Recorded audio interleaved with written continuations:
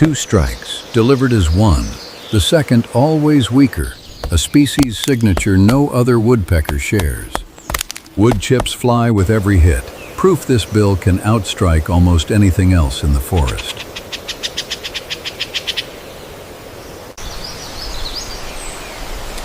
Mid-strike, it stops.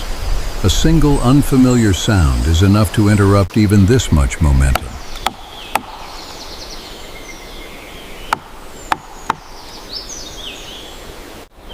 Two eggs, laid in bare wood, no lining, no cushioning, just solid timber built to last. 70% of this bird's diet lives beneath bark most animals can't even scratch.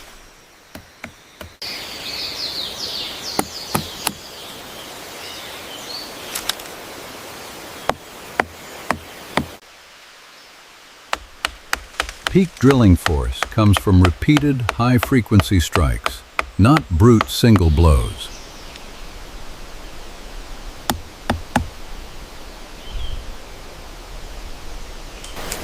No larder, no storage. Every larva found is a larva eaten immediately.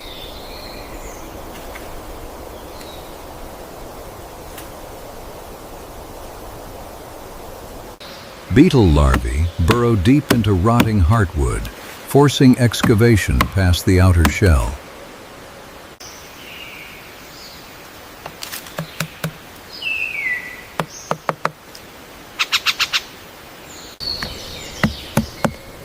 Even ground-level logs hold prey this bird won't ignore.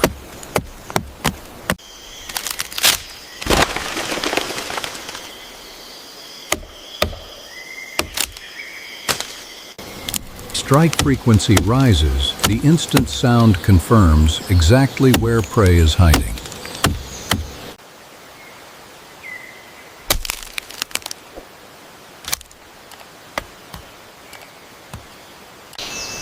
Paired birds still forage apart, each covering separate ground for the same reward.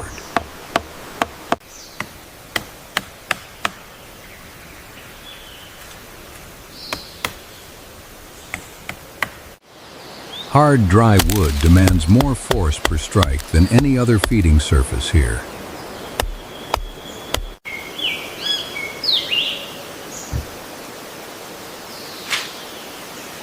A single cavity can be reopened and expanded across many separate visits.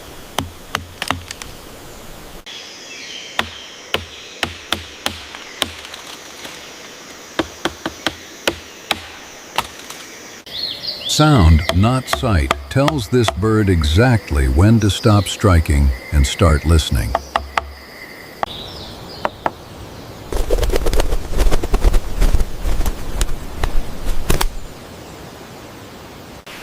Fallen, decaying logs are easier excavation than standing, hardened trunks.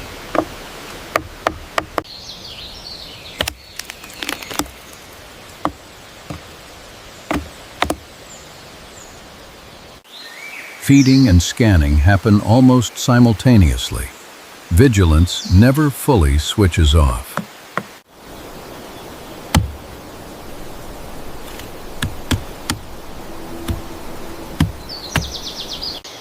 Morning hours bring peak foraging intensity before the heat of midday sets in.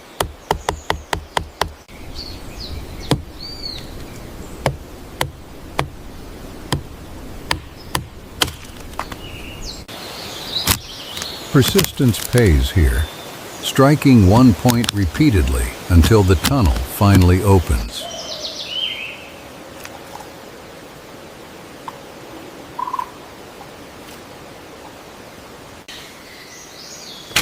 Softened, decaying wood fractures easily under force that solid timber would resist.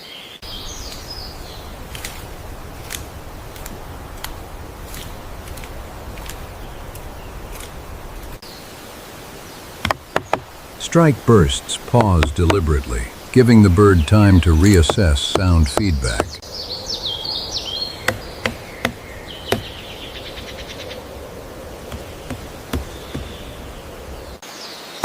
A sharp head flick after each strike keeps the growing cavity clear of debris.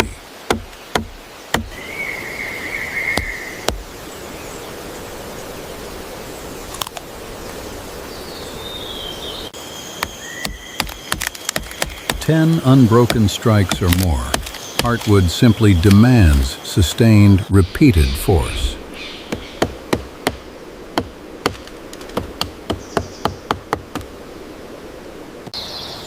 No signal, no strike.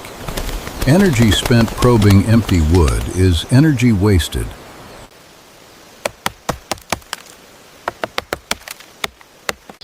A stiffened tail acts as a tripod leg, absorbing recoil with every impact.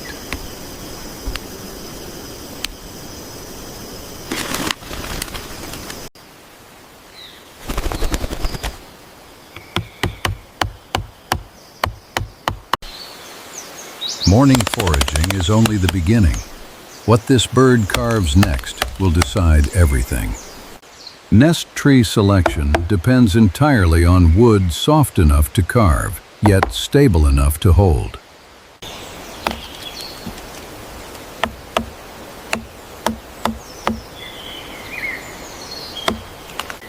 A nest cavity must be wide enough for 2 adults to pass in shifts.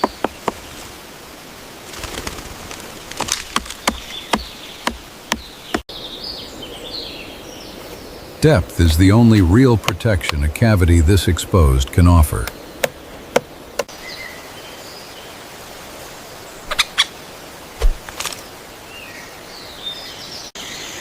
Cavity depth increases gradually, carved across many separate excavation sessions.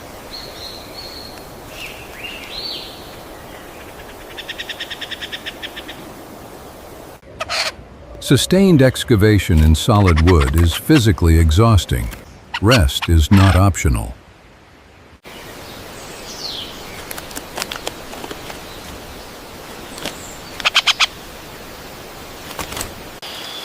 A second afternoon session continues work no single sitting could finish alone.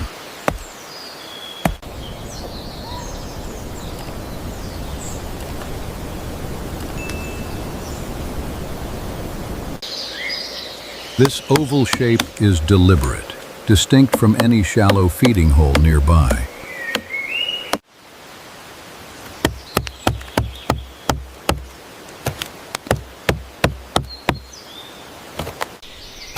A bare, unlined floor holds the eggs directly. No nesting material is ever added.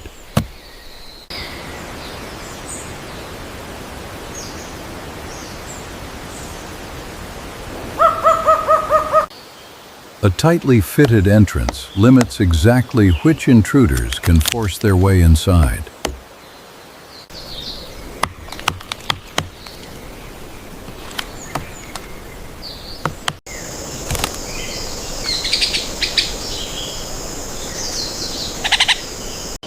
A finished cavity instantly becomes a target. This forest has no shortage of competitors for it.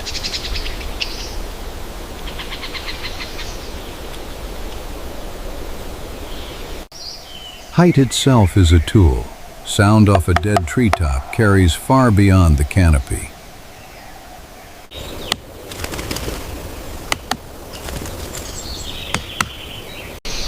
That nasal, squeaky call is deliberate, a second signal layered onto the drum.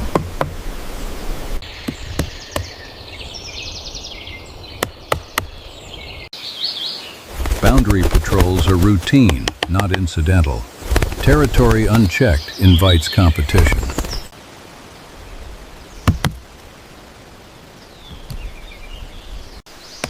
Both sexes drum. Territorial signaling here is not a male-only behavior.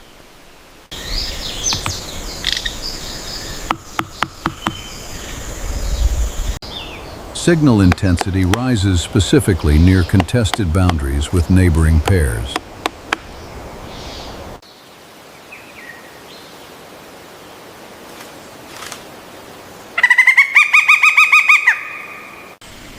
Drumming frequency peaks early in the breeding season, then tapers as pairing settles.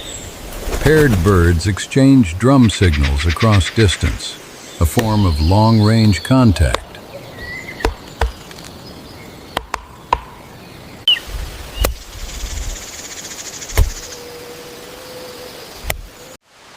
Drumming near an active nest site reasserts ownership, not just presence.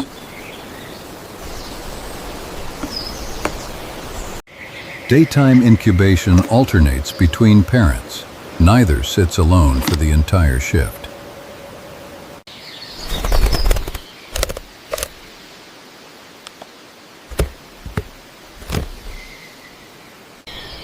Two eggs are the standard clutch here, rarely more, almost never fewer.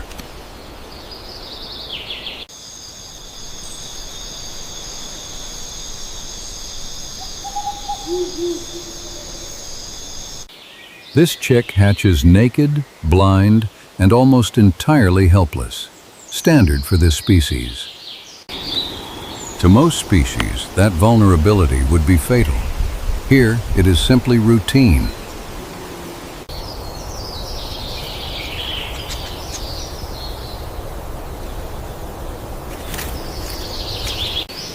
Two chicks demand dozens of feeding trips daily.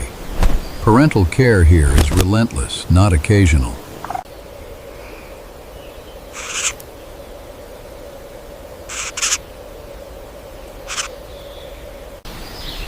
Competition between nestmates for the same regurgitated meal begins almost immediately.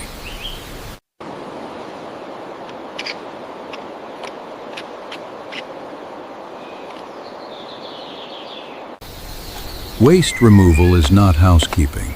Scent alone can betray a hidden nest location.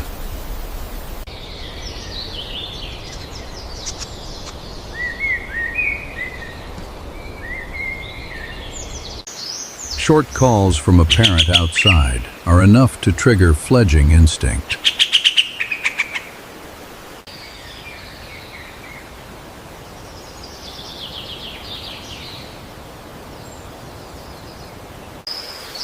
After more than a month in total darkness, this first flight carries no guarantee of landing safely.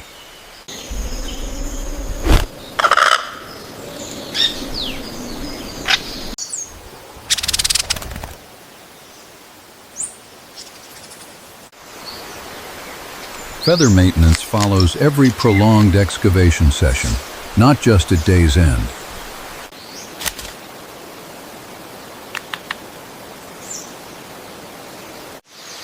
Spread wings in direct sun serve one purpose: drying feathers for controlled flight.